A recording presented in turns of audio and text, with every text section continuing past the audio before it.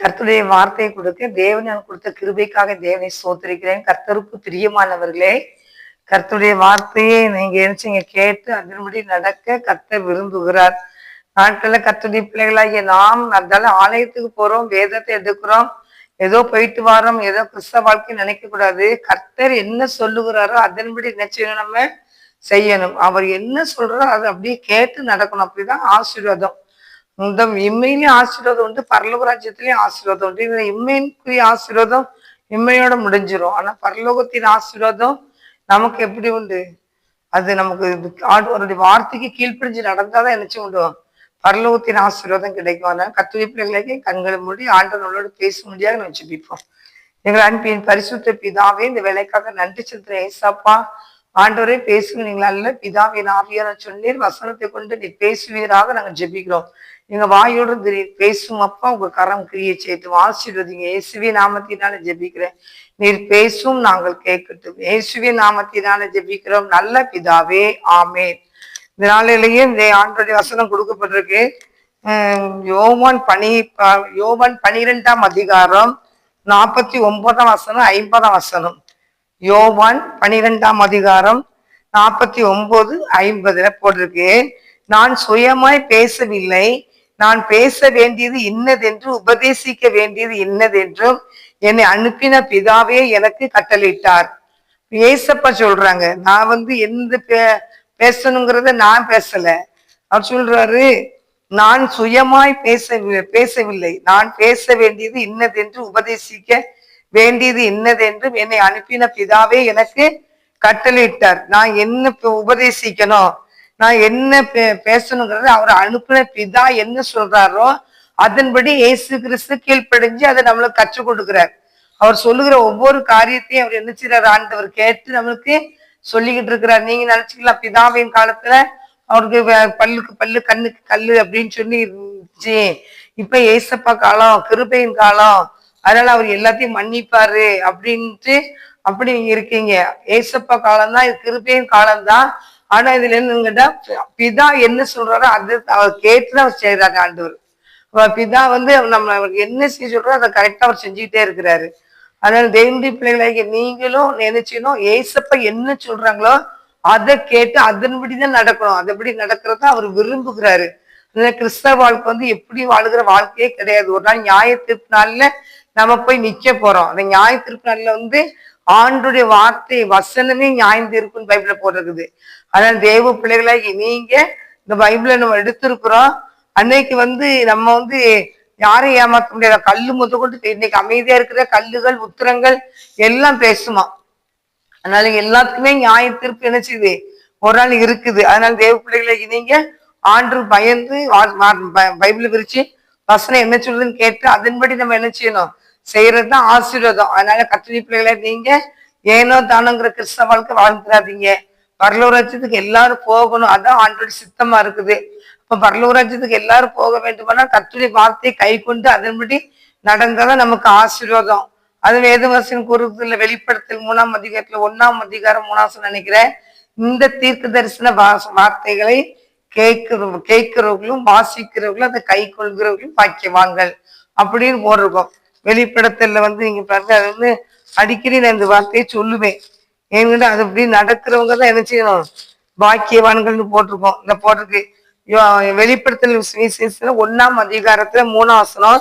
இந்த தீர்க்க தரிசன வசனங்களை வாசிக்கிறவர்களும் கேட்கிறவர்களும் இதில் எழுதியிருக்கிறவைகளையும் கை கொள்ளுகிறவர்கள் பாக்கியவான்கள், கால சமீபமா இருக்கிறது.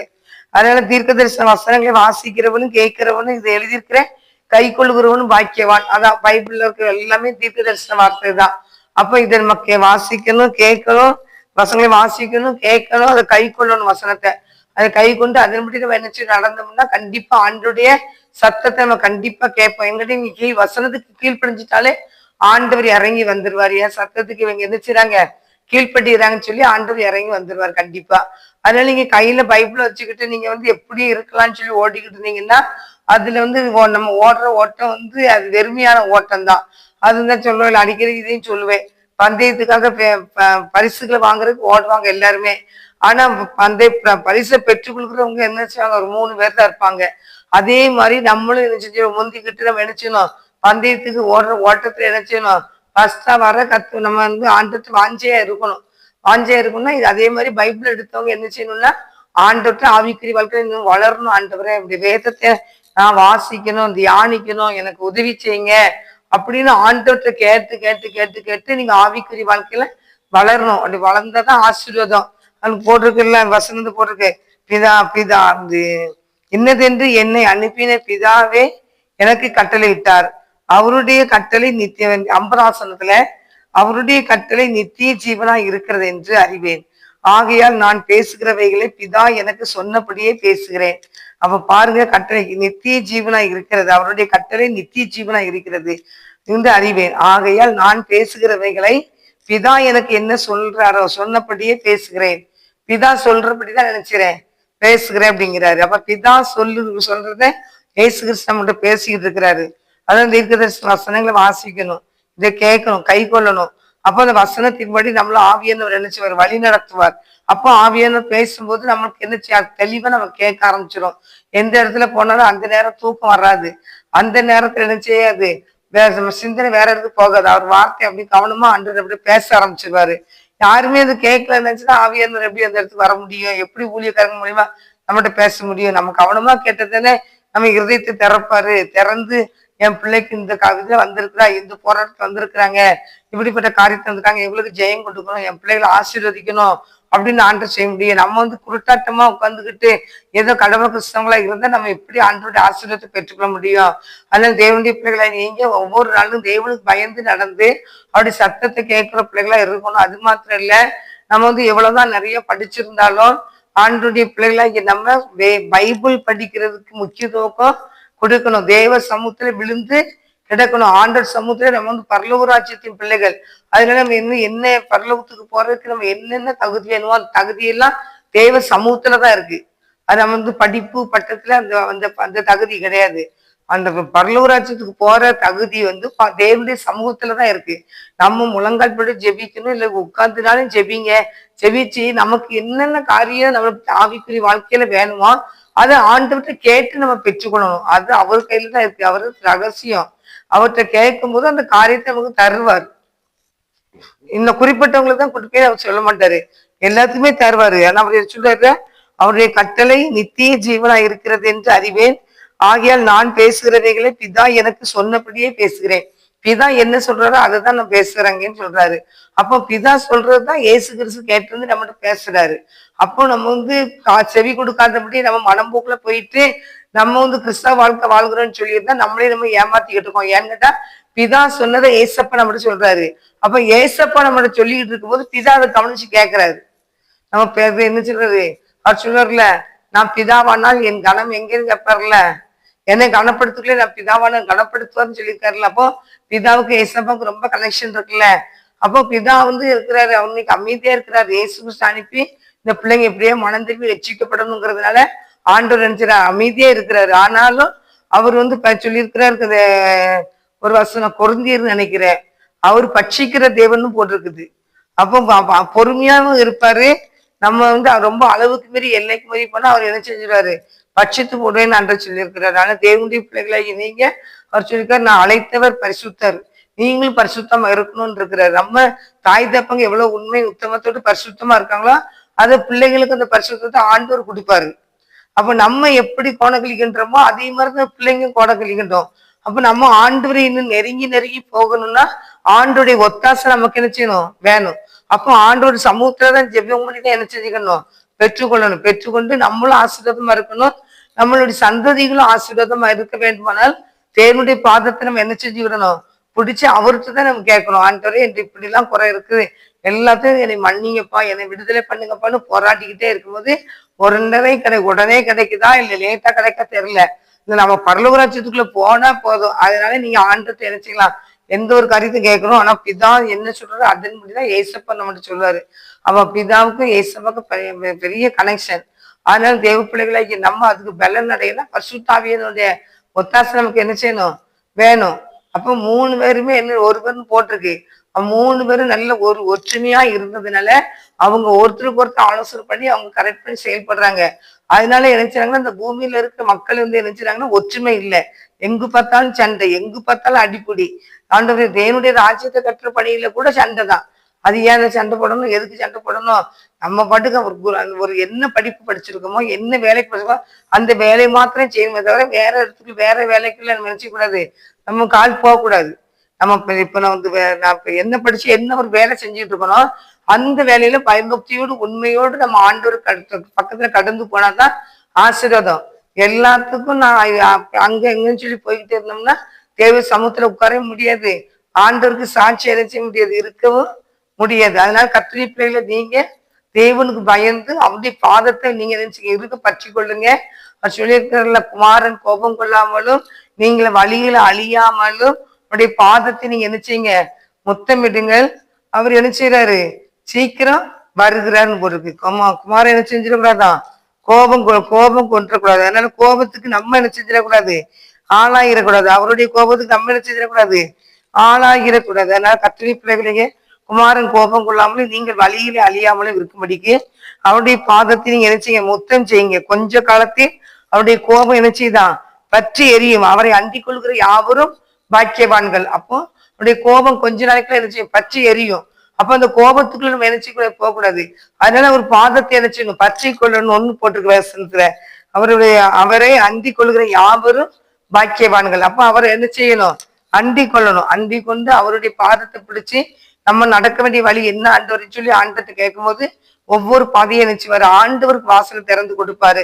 கர்த்தருடைய பிள்ளைகளாக நம்ம இந்த உலகத்துல இருக்கிறோம். தேவனுடைய வார்த்தையை கேட்டு அதன்படி நடந்து அவருடைய சத்தத்தை கேட்டு கீழ்ப்படிஞ்சு போகும்போது ஆண்டவர் என்ன நித்தியராஜ்யத்துக்கு நேரம் கூட்டிட்டு போவார். என்னுடைய ஆடுகள் என் சத்தத்தை கேட்கும் அப்படின்னு சொல்லி கூட இந்த யோவான் 10ஆம் அதிகாரத்துல போட்டிருக்கு. அப்ப கர்த்தருடைய ஆடுகளை நம்ம இருந்தோம்னா கர்த்தருடைய சத்தத்தை எது செய்ய முடியும், கேட்க முடியும். அதனால தேவ பிள்ளைகளை நீங்க யாரா இருந்தாலும் சரிதான், வேதத்தை கையில் எடுக்கிறவர்களே, அவர் இருதயத்துல அவர் வசனத்தை பதித்திருக்கிறவர்களே சத்தத்துக்கு செவி கொடுங்கன்னு சொல்லி கூட ஏசாயா 51ஆம் அதிகாரத்துல போட்டிருக்கு. அப்படின்னு வேதத்தை இருதயத்துல பதித்திருக்கிற என் ஜனங்களே என் சத்தத்துக்கு செவி கொடுங்கள் அப்படின்னு இருக்கிறாரு. அதனால அவர் சத்தத்துக்கு நம்ம செவி கொடுத்து அவர் பின்னால போகும்போதுதான் நித்திய ராஜ்யத்தை அடைய முடியும். ஏதோ கிறிஸ்தவ வாழ்க்கை வாழ்ந்தேன், ஏதோ நான் மறிச்சேன், அது நான் கர்த்தருக்கு நித்தியன்னு சொல்றது வேஸ்ட். கர்த்தருடைய பிள்ளைகள் அவருடைய வசனத்துக்கு கீழ்ப்படியணும், அவர் சத்தத்துக்கு கீழ்ப்படியணும். அப்பதான் கர்த்தருடைய பிள்ளைகள் பரலூர் ராஜ்யத்துக்குள்ள போக முடியும், நித்திய ராஜ்யத்துக்குள்ள போக முடியும். அவருடைய கோபத்துக்கு நம்ம ஆளாகிடக்கூடாது. அதனால தேவ பிள்ளைகளையே நீங்க கீழ்ப்படிங்க. அதனால வேதம் கூறுகிற தாழ்மை உள்ளவனுக்கு கர்த்தர் கிருபை அளிக்கிறாருன்னு நமக்கு இருக்கிற முரட்டு சுபாவங்களை வெளிப்படுத்தாம தேவ பிள்ளைகளையே நம்ம அவர் சமூகத்துல நம்மளை தாழ்த்தி ஆண்டவரே அப்படின்னு சொல்லி அவர் பாதத்துல கெஞ்சி கிடக்கணும், அண்டி கிடக்கணும். பரலோக ராஜ்யம் எல்லாத்துக்கும் கொடுக்கப்படலை. அதனால தேவ பிள்ளைகளாகி நீங்க தேவனுடைய சத்தத்துக்கு செவி கொடுத்து அவருக்கு கீழ்ப்படிஞ்சு நீங்க நடங்க. வேதத்தை கையில எடுக்கிறீங்க, வசனத்துக்கு கீழ்ப்படிங்க. வசனம் என்ன சொல்லுங்க அதன்படி நடங்க. ஏசப்பா வந்து ஆண்டவர் என்ன சொல்றாரோ அதன்படிதான் நடந்தாரு. என் வேலை இன்னும் வரல அப்படின்னு சொன்னாரு, என் பிதாவின் வேலை இன்னும் வரலன்னு சொன்னாரு. ஒவ்வொரு இதுலயும் நிறைய கருத்து சொல்லி இருப்பாரு. அவர் 5 அப்பத்தை 2 மீனையும் கூட ஆசீர்வதிக்கும் போது வானத்தை அண்ணாந்து பார்த்து ஆண்டவருக்கு நோக்கி என்ன செஞ்சாரு, ஜெபிச்சாரு. ஜெபிச்சு ஆண்டவர் இந்த காரியத்துல ஆசீர்வாதத்தை கொடுத்தாரு. லாசூர் மரித்து கிடந்த லாசூர் கூட அவர் சொன்னார், ஏன் நீர் என்ன அந்த வசனத்துல கூட அவர் என்ன கேட்பாரு, நீர் எப்பொழுது எனக்கு 42 11:42 போட்டது, நீர் எப்பொழுதும் எனக்கு செவி கொடுக்கிறீர் என்று நான் அறிந்திருக்கிறேன். ஆனாலும் நீர் என்னை அனுப்பினதை சூழ்ந்து நிற்கும் ஜனங்கள் விசுவாசிக்கும்படியாக அவர்கள் நிமித்தம் இதை சொன்னேன் அப்படின்னு பிதாவை நோக்கி நினைச்சாரு. வானத்தை நோக்கி பார்த்து நினைச்சாரு. 41 வசனத்துக்கு போடுறது, அப்பொழுது மரித்தவன் வைக்கப்பட்ட இடத்தில் இருந்து கல்லை எடுத்து போட்டார்கள். இயேசு தம்முடைய கண்களை ஏறெடுத்து, பிதாவே நீர் எனக்கு செவி கொடுத்தபடியினால் உண்மை சோத்திருக்கிறேன். நீர் எனக்கு செவி கொடுத்தபடினா, அப்போ பிதாவை நோக்கி என்ன கேட்கிறாரு, நீர் எனக்கு செவி கொடுத்தபடியினால் உண்மை சோத்திருக்கிறேன். 42 வசனம், நீர் எப்பொழுதும் எனக்கு செவி கொடுக்கிறீர் என்று நான் அறிந்திருக்கிறேன். ஆனாலும் நீர் என்னை அனுப்பினதை சூழ்ந்து நிற்கும் ஜனங்கள் விசுவாசிக்கும்படியாக அவர்கள் நிமித்தம் இதை சொன்னேன் என்றார். சொன்ன பின்பு இவைகளை சொன்ன பின்பு லாசரு வெளியே வா என்று உரத்த சத்தமாய் கூப்பிட்டார். அப்படி மரித்தவன் வெளியே வந்தான் அப்படின்னு வேதம் கூறுது. அப்ப பிதாவோடு நினைச்சார், பேசுறாரு. ஆண்டவர் வந்து பிதாவோடு பேசி அவரு என்ன சொல்றாரு அதை கேட்டு அதுக்கப்புறம் தான் என்ன செய்யுங்க அற்புதம் நடக்குது. அதே போல நம்மளும் ஏசப்போடு பேசிதான் நம்ம என்ன செய்யணும், எல்லா காரியத்துக்கும் கீழ்ப்படியணும். அப்படிப்பட்ட பாக்கியத்தையும் அப்படிப்பட்ட ஆசீர்வாதத்தையும் கர்த்தர் நம்ம ஒவ்வொருவருக்கும் தந்து ஆசீர்வதிப்பாருங்க. கண்களை மூடி செபிப்போம். அன்பின் பரிசுத்த பிதாவே, இந்த வேலைக்காக நன்றி செலுத்துறேன் ஏசப்பா. ஆண்டவர் எங்களுடைய என்ன குறை இருந்தாலும் மன்னிச்சிருங்க ஏசப்பா. ஆண்டவரே நீர் எங்களை நடத்துகிறீர் என்று நாங்கள் அறியாம இருக்கிறோம் தகப்பனே. இந்த நாளிலும் இப்படி சமூகத்துல எங்களை தாழ்த்தி ஒப்பு கொடுக்கிறேன் ராஜா. ஆண்டவரே நீர் இப்பொழுது இந்த அருமையோடு பேசுற தகப்பனே, ஐயா மக்களுக்கு பேச சொன்ன அந்த வார்த்தைக்காக நன்றி செலுத்துறேன் ஏசப்பா. பிதாவும் நீங்களும் ஒன்னா இருக்கிறீங்க தகப்பனே. நீங்க என்ன சொல்றீங்களோ அதுதானப்பா ஏசப்பா கேட்டு எல்லா மக்களுக்கும் போதிக்கிறாங்க தகப்பனே. நீர் சொன்னதை இந்த மக்களுக்கு நான் சொல்றேன் அப்படின்னு சொல்றாங்களா ஆண்டவரே. ஸ்தோத்திர தகப்பனே.